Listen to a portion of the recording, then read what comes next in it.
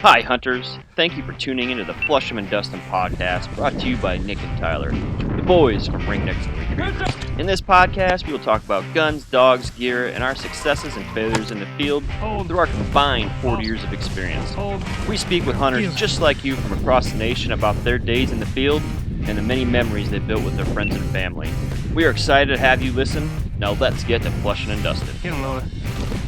Hunters, welcome back to another Flush 'em and Dust 'em podcast. This podcast is brought to you by Hunt Ready. They bring premium gear sourced and made in the U.S. to the uplands. Good. We are excited to be a part of their group, so always stay Hunt Ready. Tonight we have a guest on from down in Texas. His name is Ryan McIntosh. You can find him on Instagram as Southern_Wires. He offers bird dog training for, I'm guessing, maybe more than German wire-haired pointers, but he breeds German wire-haired pointers and is part of the AKC and NAVDA testing. So, Ryan, if you could give an introduction to yourself and we'll get this kicked off.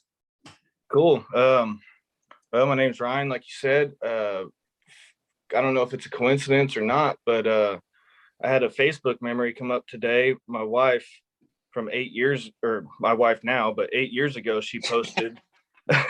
No confusion there. We always have a fantasy wife, don't we? Wife now? Yeah, 8 years ago, she posted, "Hey, Ryan's looking for a new hunting dog," and it's always something I grew up doing and kind of got out of the game going through school and just been kind of too poor to do it, I guess. But so she was kind of getting advice on breeds and everything else, and at the time I wasn't really set on one. I would consider poodle pointers and short hairs and so anyway, I finally, what's that? Peepees? Yes sir. Yep, the old peepees. Finally it landed on German wire-haired pointers. Mostly at the time I was getting back into duck hunting and you know, all the waterfowl stuff. I was ate up with it, but I also wanted to be able to go out to the panhandle and shoot pheasants. And so I was really interested in pointing breeds, mostly because my dad had always been real bitter towards them. We grew up with spaniels and labs and said, well, those pointers, they just run out of the country and you'll never get on a bird and this and that. And I guess it was just pure ignorance, because I'm, you know, seeing what a real pointing dog can do in the field when they've really fully developed is something I really enjoy. You know, and I brought up peepees as, and we talked a little bit before the podcast, but my wife and I agreed on getting a poodle pointer this fall. So I'm excited to see what it can do. I'm nervous because obedience should be the same, but I haven't gone through any normal training, whatever that would assume of or consist of for a pointing dog. So I'm nervous about that because I don't want to fuck it up, right? So, yeah. Yep. You got any tips for me? Just being a new, I've had labs my whole life. I'm 35, and now I'm just cold up blood switching to a peepee. They are. I give a lot of shit to my friends and the NAVDA group I'm part of. He's a poodle pointer trainer, and he's not far from me. I see him very often. We train together quite a bit, and he's taken a couple dogs to the invitational, and they're really good dogs. I just, as far as tips go, I mean, just do all the exposure you can from about 8 to 14 weeks. Get them on birds, and don't put a lot of pressure on them. Just let them put some duct tape over your mouth if you have to, and let the natural ability come out, and try not to let them catch birds. I'm gonna need a couple rolls of duct tape. That's the case. Yeah. That's, as far as handlers go, a lot of people just start saying "whoa" too much, this and that, and especially when the dog doesn't even know what it means yet. So, so I know that, I know, not to enforce a call if your dog doesn't know it, things of that nature, just from training my lab partially, and I had him train through a trainer, and they taught me, and that's originally why I wanted it. And originally why I wanted them to train me is because I originally thought I was just going to keep going with labs. Mm-hmm. Now, my wife is like, she likes to switch it up. And I guess I'm okay with it. I mean, I'm Yeah. partial to labs, but I'm going to agree with her. So it's kind of like one of those things where it's like, all right, fuck, now I need to learn something new. Yep. And a lot of people come from labs into these versatile breeds and really kind of rein their dogs into too much, in my opinion. They're used to a dog working close and scared that it's going to make a mistake if they're too far away. And that's just kind of something in my opinion, I leave my dogs from like they're a puppy to almost a year old, or when they're mature enough for some formal training. I keep them pretty wild. They know recall and stuff like that, but for the most part, I let them get out there and make mistakes, especially if you're on wild birds. Just let them roll. But I like a bigger runny dog. I like one that's going to range out, and if they want a dog to keep in gun range, I think you're kind of hindering its hunting ability, in my opinion. Tyler had the next question. So, Ryan, would you consider you said versatile dogs? Now, I would consider my lab pretty versatile. Mm-hmm. And, I'm not following NAVDA standards. I'm not looking at HRC standards or anything. But what is your idea of a versatile dog? Because when I look at my lab, he can waterfowl hunt. He could pheasant hunt. He could, if I wanted to, he could sharp tail hunt. And the only reason this is coming up is we had this conversation with some friends. Obviously, they stick to the book. But my opinion, if my lab can do these things, I guess I consider him a versatile dog. But I just kind of want to, an expert like you who trains every day and does this with your dogs. What is your opinion of that? Well, I'm kind of institutionalized in the fact that in my mindset, a versatile dog to me is one that you can wake up, say you have just the nicest bird hunting lease in the world. You can wake up and go duck and goose hunt in the morning, and they do the job well. They're calm, level-headed, and then a couple hours later you take them out quail hunting or pheasant hunting, upland hunt, and that they're pointing dogs, so it's a completely different game, and they're able to kind of switch subjects. They have the mind that they're like, oh, I know this game too. And then your buddy calls and, hey, I shot this deer and I can't find it. Can you come help me? And they'll go out and blood track a deer. Or so I've never considered the deer. Yeah. What's that? I've never considered the deer. Yep. I would say that is also. Have you trained a dog for that, Ryan? I haven't formally trained a dog to do it.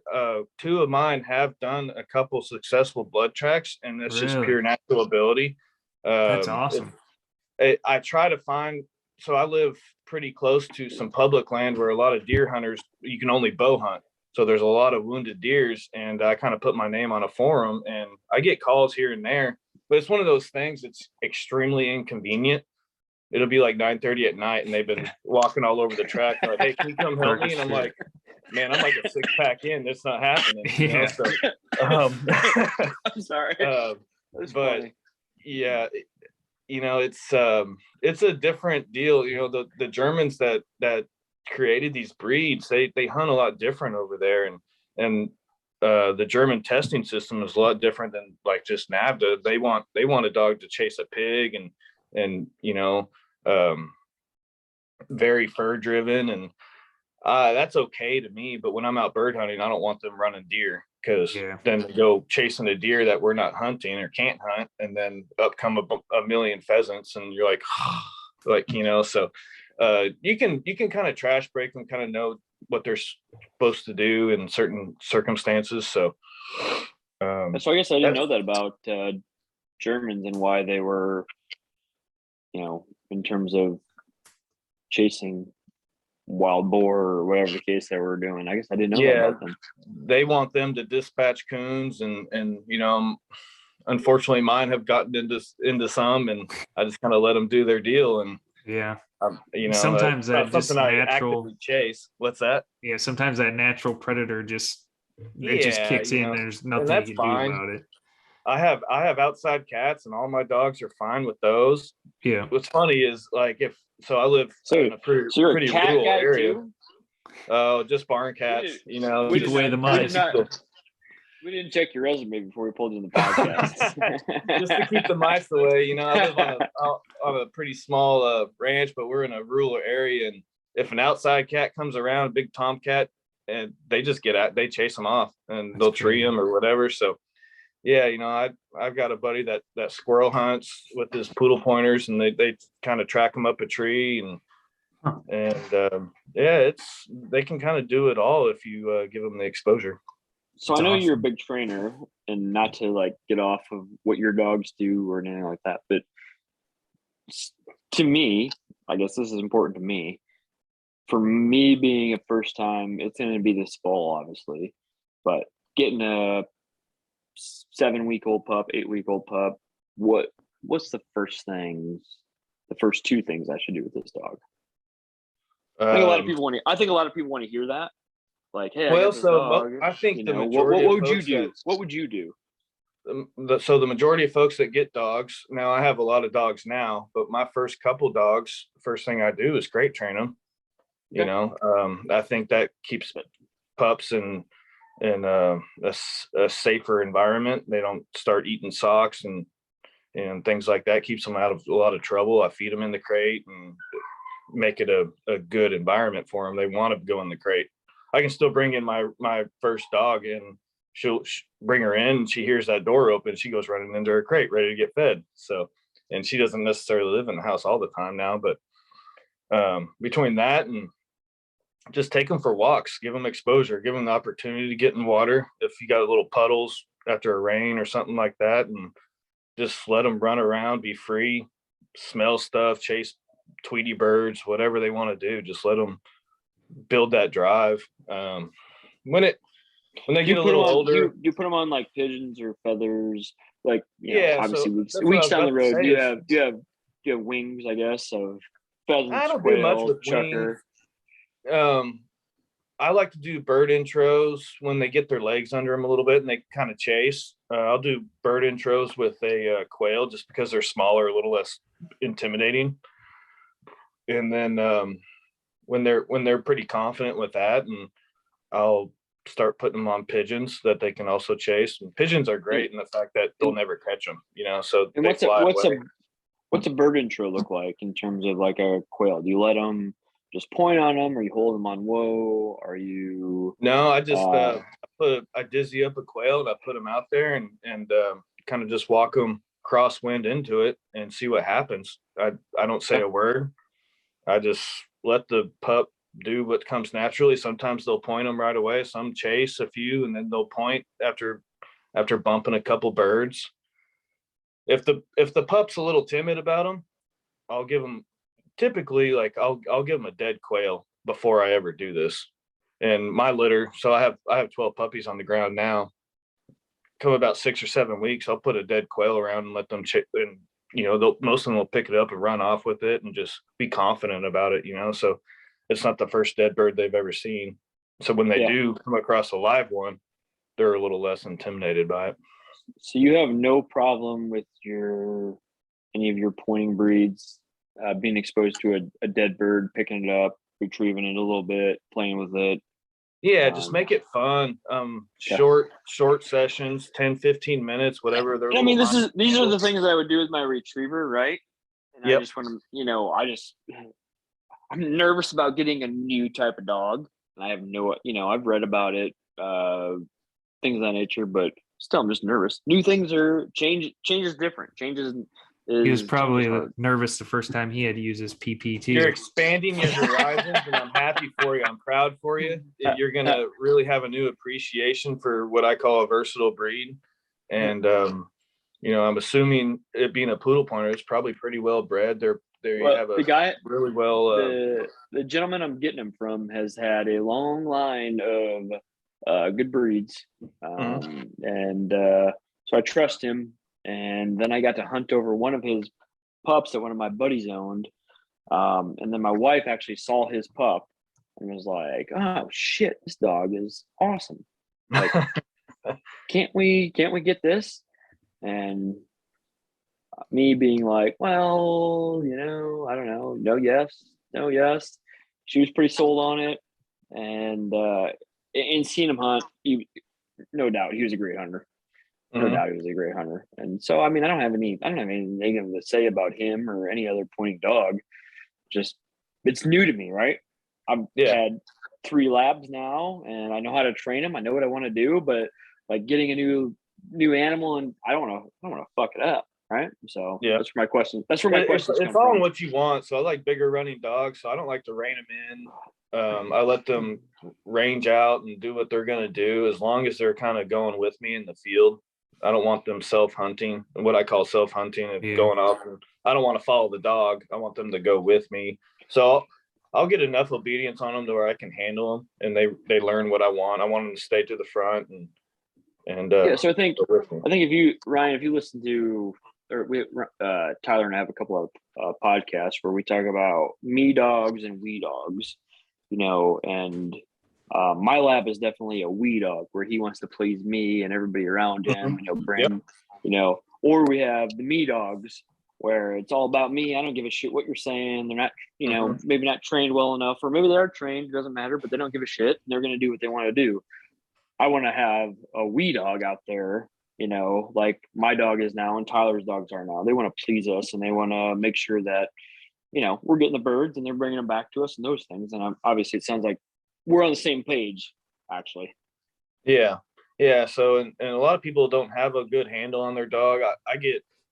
So I train full time now, and I get dogs that are just, you know, a lot of times they're city dogs and maybe have never been made to recall or never maybe don't even know their name. And then I've had dogs that people have worked with and done a great job starting them, and that just boosts their giving them a lot of more exposure. So that just saves me a lot of time doing a lot of the easy stuff. Yeah, for sure. What made you settle on the wire-haired over all the other pointing breeds and versatile breeds out there?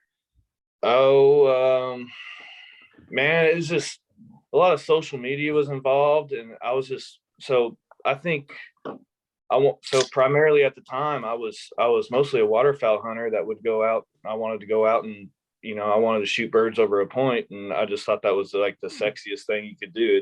It just got my heart rate up. I loved it. And Clearly a virgin yet then, huh? So, so did you? So you obviously hunted over. Coming from a lab guy, man, you don't even know yet. There you go. So did you? So I wanted a dog that had the coat to handle. Not that, like, so I'm in North Texas, and it's not extremely cold, but like right now, the real feel is 6 degrees, you know. So, and I've got some duck hunting buddies that are like, man, there's like a snow NATO coming. It's going to be 30-mile-an-hour winds and ice coming out of the sky. Let's go hunt them. They're coming down. And I'm like, well, nowadays I'm like, well, I'm just really not that mad at them. I'll wait a day or two and wait till it warms up a little bit. But, you know, so I wanted a dog that can handle the weather no matter what. And I was just more attracted to the look of a wire hair over a poodle pointer. Was what it came down to. You know, I like the beard. I like the different colors they come in, and at the time, you know, I almost got a Wirehaired Griffin. Mm-hmm. Didn't go that way because, and I'll be honest, we have a friend of ours that has one, and it didn't look like it had drive that I wanted. Didn't look like it had any of the characteristics that I was craving in a dog. But the only reason I wanted it is because I'm 35 and I have more gray hair than probably your grandpa and everybody. So like it looks like an old man. So I was like, wow, I fucking want that dog. They're very methodical hunters, and I considered them as well. And I saw a few really nice wire hairs go, and that just sold it for me. You know, that they have a lot more. I'm trying to get it a little more in the field trial game as well, and I may go I may own a few other breeds, but I'll probably always have a couple wire hairs. I just love them. Yeah, I mean, when I look at it, like when it came down to us, like Labs is obviously the top one, but then it was like other breeds that I always considered, and I considered the, like I said, the Wirehaired Griffin. But we had a buddy that has one. Doesn't really impress me in terms of what it could do in terms of versatility. But then we have another buddy. His name's Brian. And he has a setter that motherfucker will run for days. My sister has a Gordon setter who she doesn't hunt the dog. She just has one because she thinks it's pretty. And that goddamn thing is, and Tyler will test this, doesn't know it's the goddamn name, but it'll run for fucking days. Yeah. I mean, you can't so call funny you facts mentioned yet, but setters. that dog will outrun your fucking Prius. Yeah, I love setters. You won't see me gatekeep a breed by any means. I like them all for what they have and what they have to offer, I guess. I think setters are a classy bird dog, but I'm not going to take it duck hunting. I'm not going to, I'm going to keep it, and it's a specialty breed.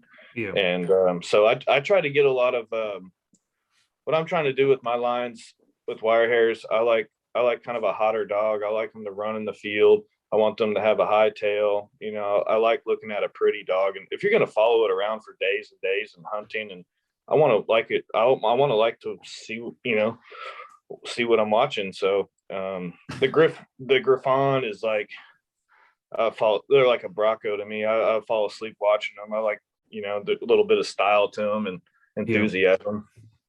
Yep. What so you start out with the wire hair, and then how long did it take you after you got your first bird dog to one, get your second, and then to actually start where you decided, hey, I'm gonna go on to training, I'm gonna start a breeding program, I'm gonna run trials? Did you want to run trials when you got your first one? Nope. So my first dog, I loved her. She was a great dog. I lost her way too soon. There was a car accident and that whole deal. Shit. But that really only just lit a fire under my ass. And I got on a waiting list. I waited like 9 or 10 months for this pup. I found the best breeding I could find with, I was just like, I wanted to find the best puppy that I can find on paper and reputation wise. And a guy named Dan Griffith. He doesn't breed anymore. He's from South Dakota, and I found the lines that I wanted, and got second pick of the female, maybe third, I can't remember. And it's worked out. She's a phenomenal dog, so that worked out. So that's just kind of goes back to genetics are kind of everything. If you're picky enough, if you're paying double the price for the puppy, it's well worth it in the end. And so she's actually going to the Invitational in NAVDA this fall. So, damn, that's awesome. So just to bring up like genetics and stuff. So Tyler and I, Tyler, I'll throw myself under the bus before you or anything, and not that it's a bus or anything, but we, my lab, he is going to be 8, and Tyler's dogs are 4 and 5. But it's crazy you bring up genetics, Ryan, because I bought Diesel for $450 back in the day. And you know what? He turned out to be a goddamn, what I think is, I always get birds. So, I mean, I guess you can't complain. Same thing with Tyler. I know his dogs have not come from like a specialty place or deep bloodlines, but it's crazy to us that our dogs are still able to do that. And our biggest thing is like, what do you think the biggest difference between your big bloodlines that you have, and then obviously ours aren't, is it their nose? Is it their conditioning? Is it their hips? Is it their eyes? Is it, what would you say is the biggest difference in that? So there's always exceptions to the rule. And exactly. There are. Of course. But at the time, I was trying to give myself the best chance I could getting the best puppy I could find at that time. And I was like, well, if I got to spend a little bit of extra money and get a dog that I know has a good chance of having good hips, isn't carrying, that has this little health testing behind it, and I know the dogs should be very trainable, handle a lot of upper end training going through these tests, and if they're field trial proven, I know they should have a little bit of go to them like I like. So basically I just wasn't willing to take a chance if it only cost me an extra $600-700, and why not, so if that brings up another thing though, is if I see a dog hunt and I know it hasn't had any background to it and I like what I see and there's consistency in the breeding, why not? So there's another breeder that always says, like, use your eye test, not what you see on a pedigree as far as test results. Look, like, put your eyes on the dog, hands on the dog, and go with what you like. So, and I agree with that. I think that's one thing that we've learned. I would say Tyler and I seem to be pretty experienced hunters, but after talking with some of the people we talk with and Pheasants Forever, we're pretty much beginners, is what I would call it, novice. And seeing the things that you're talking about is huge. So our next dogs, obviously, that's one thing that when I'm getting my poodle pointer, I've made sure that my dog is not only have good bloodlines, but the owner comes from and knows what I want as well. So it's huge. And the stud dog I used for this past breeding, I was fortunate enough to hunt with him a day in South Dakota on the guy that has the stud dog, or it has the daddy to my Cora dog, has the farm out there. And so we just got into a shitload of pheasants. And I mean, there's a bunch of people and a bunch of dogs, but like, I was able to shoot many wild birds over that dog. And that meant a lot to me. So I was able to actually put my hand on the dog and see the coat and all that. So did that dog have trials underneath its belt or any titles to its name? Or so he ran, I think, 4 trials within his first year, and he placed 3 out of the 4. He Nice. never campaigned the dog as a trial dog. He went through the NAVDA system with them, and he just, at 3 years old, I think he is a versatile champion. So awesome. He just never pursued the field trial game, but I liked the way he ran. He never quit. And that's kind of a lot of things I'm looking for. So, Ryan, I know you said you didn't, it doesn't necessarily mean what the dog is, if it's trialed or if it's championed or whatever. It's basically how it hunts. What is your take? Because like Tyler and I put a title on my dog, early title, champion, but Tyler did not. But I feel like Tyler has brought his dogs, tenfold of what they were. What is your take on like that and bring those dogs up? Would you be interested in dogs like ours if they were great hunters versus a dog that's a good hunter and has some titles on it? I guess is what I'm curious about. Unpopular opinion for a lot of people in my group, but yeah, real life hunting situations and seeing how the dog actually handles. Maybe you're hunting a river for waterfowl, and the dog won't hit a current. Isn't a hard charging dog. Won't go in a current. Won't search for a duck in a real life hunting situation. You can put on these tests all you want, but you can also train. It's, in my opinion, you can train a mediocre dog through a lot of these upper end tests if you put the time into it. But seeing a dog that maybe the dog hasn't had all the training, it's not as polished, but you can tell that dog has the talent. And I think that goes a long way. As far as the breeding world goes, people like to see the titles. They want to see all that stuff proven on the pedigrees and this and that. So yeah, I mean, I like to see it both if I can do it. It's people. So I'm a dog trainer. So yeah, people want to see like, hey, what has your dog done? How successful is the dog and this and that. But I'm also traveling 5, 6, 7 states every year, hunting in different landscapes and different species. God, and what a rough fucking life. hunting 5, 6, 7 months out of the year, hunting different species. It's very expensive, and I don't get to do it I can't just walk out my front door and necessarily go upland hunt, but I can go to my backyard, throw my dogs in the Polaris Ranger and go down to the lake I have back here and usually do pretty well on ducks and stuff like that. So, man, that's awesome. You sound like Tyler. That'd be a legit setup. He's got a little pond, just lake, fucking. What would you say was like 392 yards from house? Well, the pond that I use for training, it's just a city pond, so it's can't shoot anything there. It's only like the pond is like 150 yards from my house, which it's nice. I mean, it makes it easier, and the grass area that I use for training hand signals and lining memories and all that, to just have a nice open areas, 250 yards just right past the pond. It's like 20 acres. It's all city land. But I haven't had anybody yet. Well, I had one lady some old lady walk by and yell at me saying, I need to leash up those dogs and blah, blah, blah, and whatever. But yeah. And, we're talking about titles on dogs and stuff. And, like, to me, I kind of look at, so I use the Cornerstone gun dog program. I don't know if you've ever heard of it. Yep. It's more for retrievers. And so I've talked with obviously the owner of SOC, Barton Ramsey, and then the other guy that helps with it, Joshua Parvin.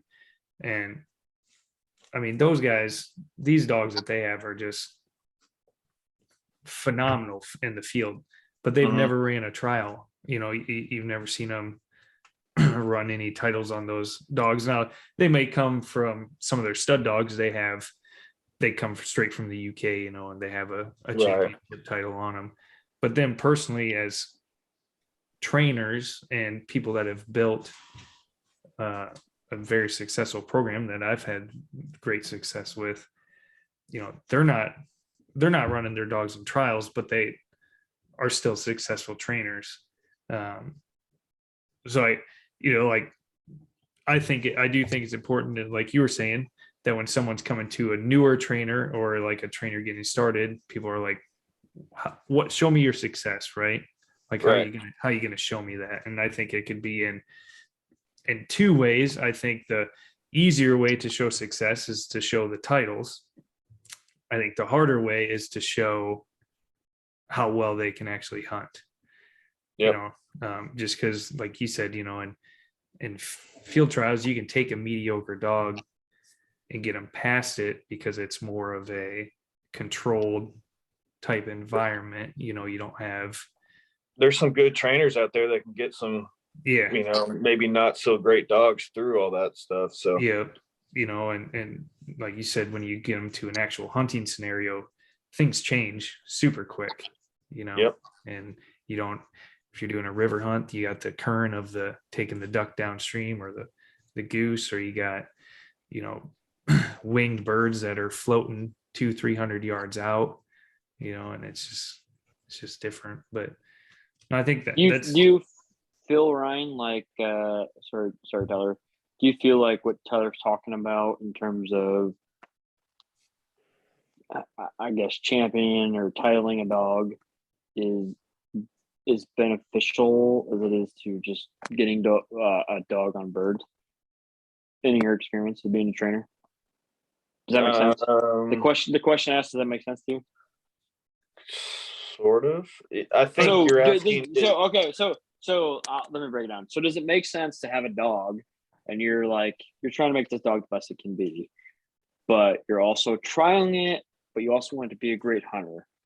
But so does it make sense to make this dog get on more birds and make it a great hunter and do all these hunting things? So like Tyler was saying, get in the river, sit in a blind, we're shooting goose, pheasant hunt, quail hunt, whatever.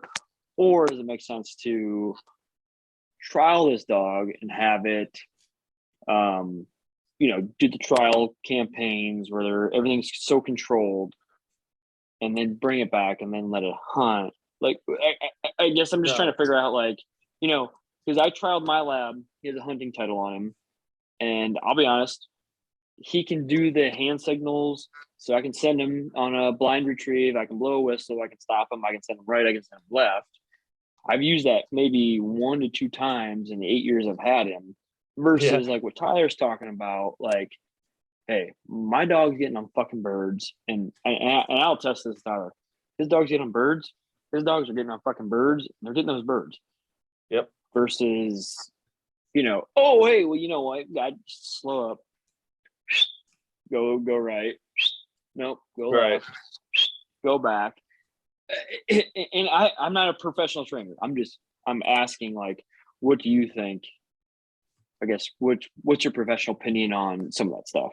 So I think they're hunting dogs first and foremost for me. I want to see them. Good answer. I like that.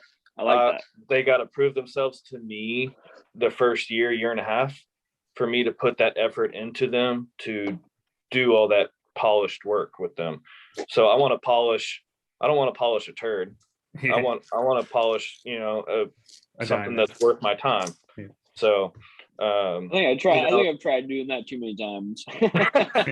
yeah, and you can really kind of push a chain uphill, I guess, if you really want to, if it's all about your pride and this and that. But if the dog doesn't make the team, a dog doesn't make the team for me.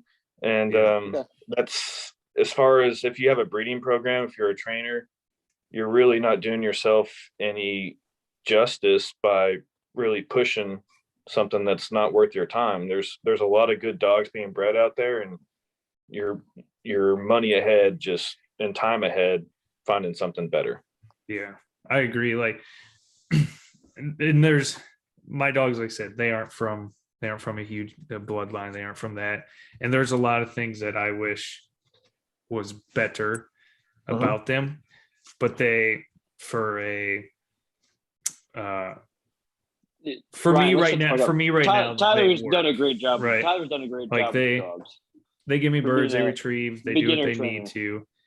But then I look at, so I'm a golden guy, and that's what I plan on sticking with, and then I look at, like Thunderstruck retrievers, and I see just like the speed and the agility and the athleticism that these dogs have. And I'm like, man, that's what I want. Yeah. Like, I want a dog that is just like fucking fire out of the gate. Like when I call it, from when he's steady and I call that dog's name, I want it to leave smoke behind it, like I want him to be like that. And I think that brings in like a phrase, kennel blindness. You think you have a really good dog until you see a really great dog. I agree with that too. Yep. And I think that opens up a lot of people's eyes. You're like, oh, my dog's just good in that and that. Like I've owned dogs I wasn't super fond of, and for a million reasons, but I think real hunting scenarios will bring out the holes in the dog.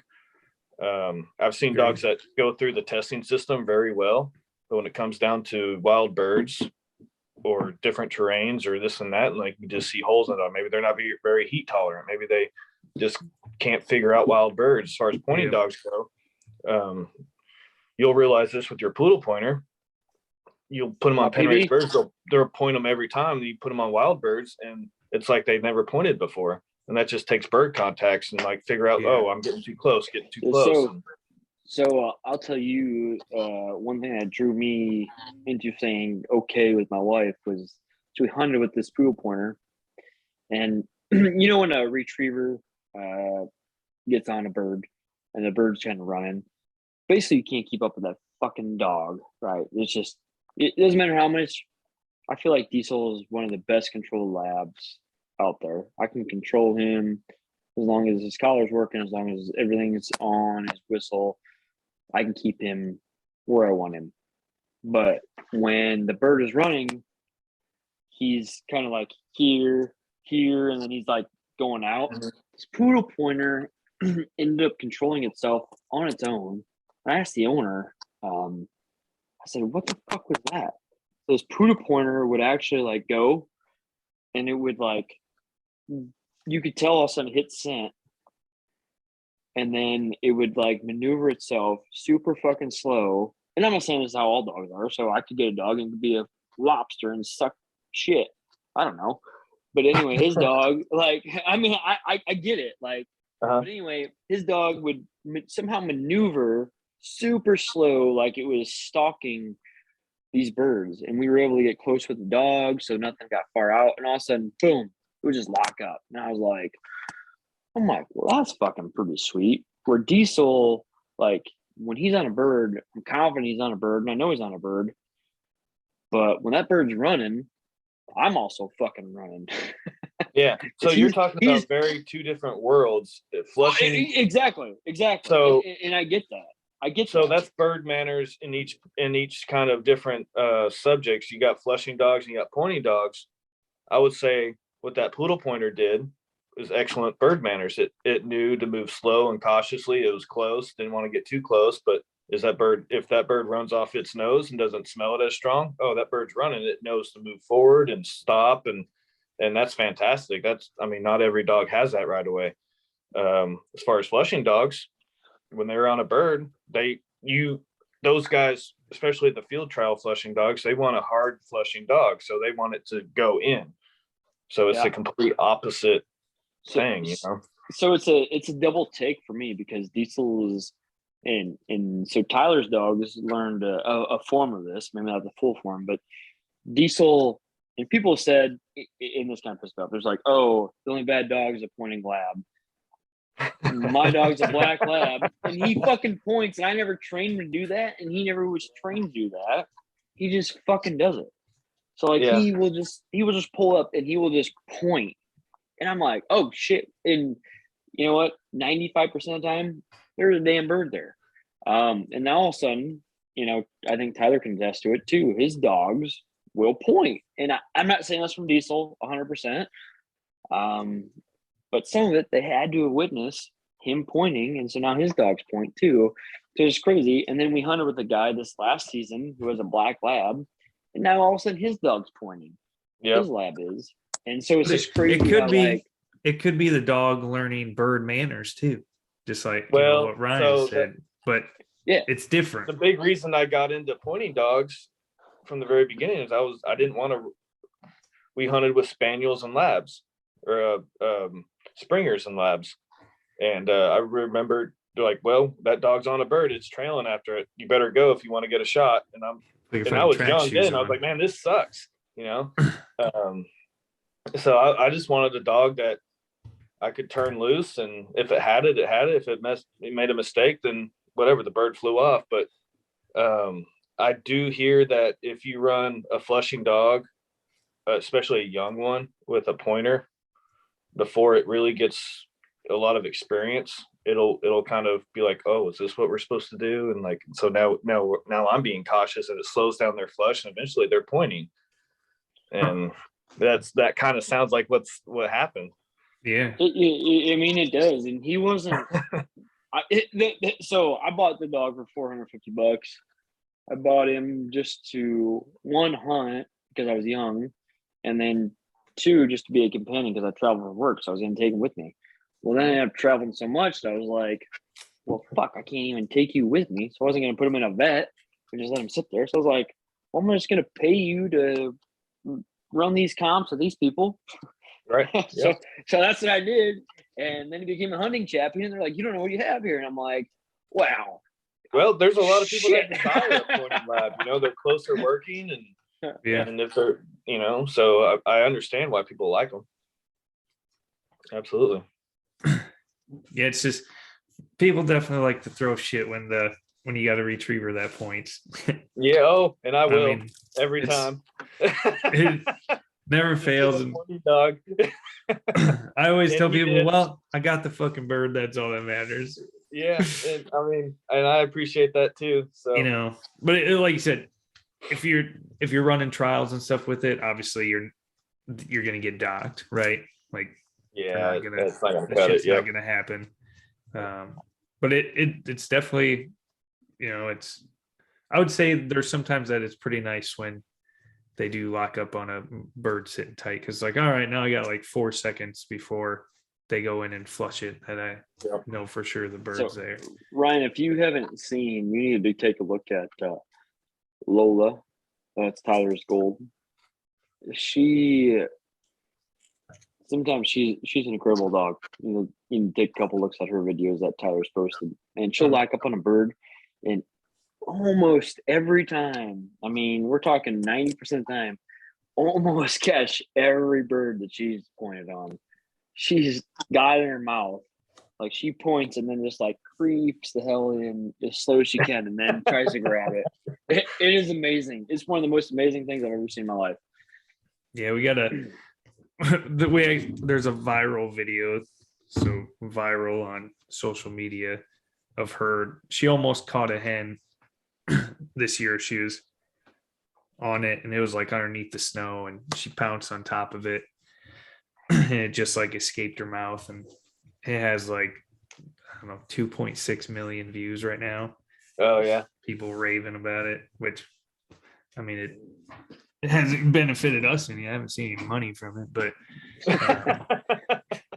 Check no, haven't it's rolled in yet. yeah, no, it is pretty cool. And, you know, No, when I that love when that snow's on top of the grass like that, like those pheasants, they don't want to fly. They don't want to break through that little barrier, And this year in South Dakota, when I went to go up and breed my dog, I hunted with that Hank dog I used to breed her, and there was quite a few pheasants that we were able to reach down and just grab. We could see the tail feathers What? sticking out of the snow.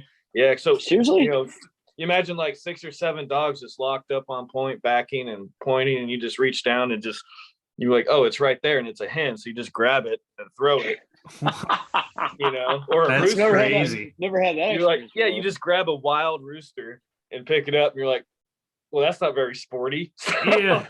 Thank God I spent money on these shells. Now I get to save some. That's freaking nice. Yeah. No, I mean, like, well, you might as well just let it fly, I guess. What do you do? Yeah. So That is Yeah. crazy. How often do you go to North Dakota, South Dakota area? So this past year was the first time I've ever hunted North Dakota and South Dakota. Typically, I don't go more north than Nebraska, but if I really have the itch for pheasants, I'm just going to go to South Dakota every time. It's well worth the little extra drive. So God, you know what? God, son of a bitch. Tyler and I have been going there for 6 years now. Yeah. South Dakota for 6 years now. And we have private ground permission. 2 of them don't let anybody else hunt. But man, we have luck, but I wouldn't say it's like great luck. So, and then people say, "Oh, it's your dogs." Oh, it ain't my fucking dog, because when I hunt in Iowa, we always get birds. So I don't believe it's Tyler's dog or my dog. Not a pointing dog or a retriever. It has nothing to do with that. We are just not getting close enough to the birds. So like you, then we talk to you, Ryan, and you're like, "Yeah, I'm just grabbing them out of the. I'm You just know, grabbing them when out I- of the when air. I They fly strike by out- me. I'm just like, oh shit. So I hunt Kansas pretty often, and this year it was just so warm. It was nearly 70 degrees every day, and they haven't had any rain since September or something stupid like that.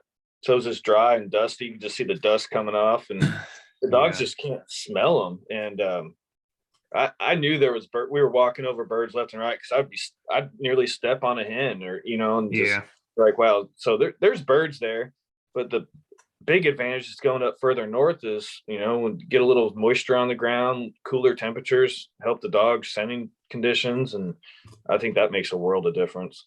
Yeah, this year our South Dakota weather sucked. It was so freaking warm. It was like 60, no moisture, nothing on Yeah. the ground. Yeah. you, Luckily, when I was up there, it was perfect. It was like 30 degrees and about 2 inches of snow on the ground and some 10-mile-an-hour winds. And I was like, Oh yeah. it doesn't get much better than that. No, it doesn't. you know? What states did you all hunt this year? Oh, so this year it was North Dakota, South Dakota, I hunted Kansas, and a little bit of Oklahoma, and West Texas. So, and it was actually I kind of cut my season a little short, just everything I had going on. And but usually I try to hit New Mexico and Arizona, hit all the desert quail, and Oh, nice. I never did make it over there. Have you hunted? You've hunted Arizona and New Mexico? Yep. Which Yeah. out of all your states that you've hunted, which one's your favorite and why? So I'm a quail hunter. I really enjoy chasing quail, and I think Arizona for me does it. New Mexico is pretty good, but Arizona just has more native quail species than any other state, I think. Maybe that's not right, but they have like 4 or 5, and you can go hunt Mearns quail for a day, and then the next day stay at the same hotel and go to a different spot and hunt gambles and scalies. Nice. And those running birds are really fun once you figure them out and your dogs figure them out. They're a lot of fun. Did it take your dogs a while to figure them out, or they do pretty It good took right a few away? trips for them to really be successful on them. And my Cora dog, she's probably my best one, and she'll actually, those, you can actually, in a lot of terrain, you can actually see those birds running in front of you. and she will a lot of times go around and kind of flank them around and pin them between me and her. Oh, that's cool. And you just see something like that, and I mean, you're like, wow, that was freaking cool, And Yeah. those Isn't it incredible scallies, you how- get big cubbies of like 50 birds get up, and then you can just work young dogs on all the singles, and it's a lot of fun. Yeah.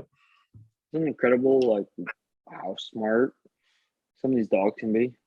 Yeah, there's like, like you said with that poodle pointer, like she'll go on point and she realizes, oh, they're running, and so she'll move real cautiously and stop and go and stop, and then one day she decided, screw this, and then went around. I was like, what is she That's doing? crazy. And then spun around and pointed at me, and I was like, well, that looks pretty honest. Yeah. Yeah. Do you think sure. in those situations, so like out in Arizona, New Mexico areas where you got those running quail, do you think there would be an advantage or not to running a flusher with a pointer? 100%, yes.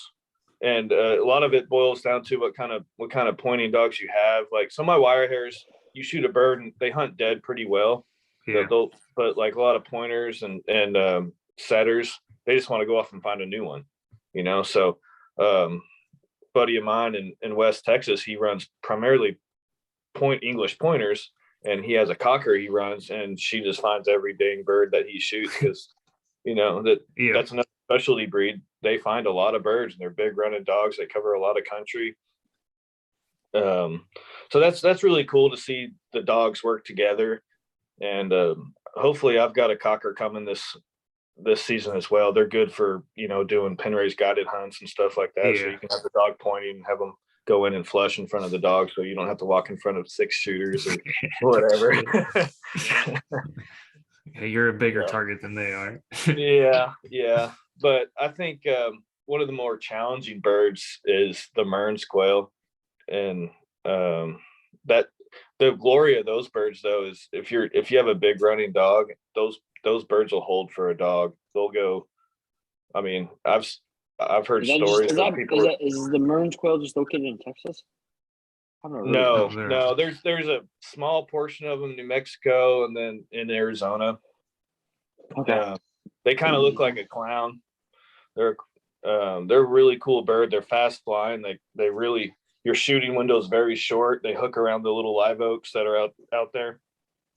I think they're live oaks. But anyway, it's very hilly, rugged terrain, and it really brings out how tough your dog is in that terrain and how well they can run in that. So it's very rocky and hilly.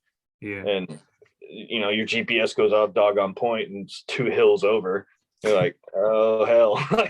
So you start walking, 20 minutes later, you get up there and boom, there it is.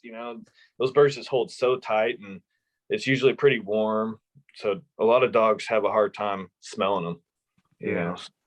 That would be tough. Do you run in that terrain? Do you run boots on your dogs? Not in Mearns. If I run my dogs enough in that sandy desert stuff, it wears down their pads. I think if I lived locally and they did it more, I wouldn't have to. Yeah. But going out there, I usually do end up booting a dog. I try my best not to. I hate booting a dog because if you boot them right away, they don't ever learn what to stay away from. All the cactus or everything's pokey and trying to kill you out there. So I try to run them a couple days without boots, but eventually they get pretty sore, and I end up booting them on a week-long trip or whatever. So how many dogs you usually run in at a time when you're out in these areas or different states? So I hunt with, if I'm going way out there, I'm usually with buddies. So I might have 1 or 2 of my own on the ground, and then they might have 1 or 2, and so we've had 4 or 5 dogs on the ground, but at the same time, including maybe a cocker or something like that. But I try not to get too many out. If someone's, it can get kind of chaotic, especially depending on the dog. If I'm trying to keep them steady and stuff like that for all these hunt tests and whatever, then I'll be more cautious of who I run the dog with. If it's pretty teaching it's not good for them. Don't want to take after that. Teach them any kind of bad habits. Exactly. So what's one of your favorite stories that you can give us? Oh. Well, the earliest one I can think of, Christmas, I got a Remington 20 gauge 870 pump. I think I must have been 12 or 13 years old or somewhere in there. Dad and I went hunting with his friend who had springers, and we took our labs, and this memory will always stick with me because I was so embarrassed. But there was a oil field pump and a road going to it. They're like, hey, go stand on this road, and they pushed a draw that had all these I guess they were probably dead sunflowers or something like that. Just great cover for pheasants. So they're pushing this draw towards me, and I'm blocking, and I might sound like a liar, but I bet there was probably 100 or 150 roosters all together get up with over a 15-minute period and fly right over my head. And I know I had 2 boxes of shells with me. And at the end of the push, I had a pile of yellow shells on the ground. And Dad comes up, he's like, hell, how many did you shoot? Worried that like I shot more than my 6 bird limit for Texas. And I was like, well, I don't think I hit any of them. And the barrel was smoking. I've never seen that before. And he was like, what the fuck? Oh, that's awesome. So you use a 20 gauge when you go? So depends. I have a Ruger Red Label that over and under that I shoot. Oh, nice. If I'm shooting for quail, then yeah, I prefer it. And I have a 12 gauge over and under I shoot for pheasant. Yeah. Usually. And I bet you were pretty embarrassed at the end of that oh man. that yeah. shoot. I was just overwhelmed with the situation. How old do you think you were? Pumping. Huh? How old do you think you were? Oh, between 11 and 13 years old. And my shoulder was bruised the next morning. And I didn't have anything to show for it. And I was like, man, that's like kids that get buck fever here in Iowa. I didn't know what to do. I was just pulling the trigger and pumping. Not hitting shit. Yeah, no, I didn't know what to aim at the time. And I heard about it for 5 hours on the way home. Oh, that's funny. The first year that I went deer hunting with my grandpa, and he set me up next to him. I think I was like probably 12 or 13 as well. And I was speaking of buck fever. I had a buck come, I don't know, it was probably like 20 yards away. Mm-hmm. And to be honest, I don't know how big it actually was, but at the time when I was that young, I thought it was freaking huge. And my grandpa's yelling, shoot, Tyler, shoot. And I couldn't even raise the gun. It just freaking just kept on walking. I was like, what the fuck? Your hands are just shaking. Yeah. And afterwards, it like got 60 yards away, and I finally raise up and fire one off. And I'm like, well, that was a waste of time. Yeah. That's never happened to me before, but I've never also seen that before. But I've heard towards the late season there, all those roosters just like group up together like that. And that was just something that Dad was like, you'll never see that again. You really fucked that up. That many birds, that'd be crazy. Yeah. No, it was unreal. That's awesome. That is awesome. Well, Ryan, we appreciate you coming on the podcast. We had a great time. Loved learning about your wire hairs. Yeah, thank you very much. All your hunts. Hopefully we can meet up sometime and get out. We definitely want to hit up Nebraska and Kansas for some birds. So we'll keep in touch, and if we're in the same area at the same time, maybe we'll get out for a hunt. Yeah, absolutely. The dog world's small, but it's also really big. It's brought me to a lot of different states and across the country, and the camaraderie between everybody has been awesome. And luckily I have a supporting wife that lets me do what I do and for sure enjoy it. So appreciate you guys having me on. Me too. Yeah, thank you. All right, have a good night. See y'all. Thanks, Ryan.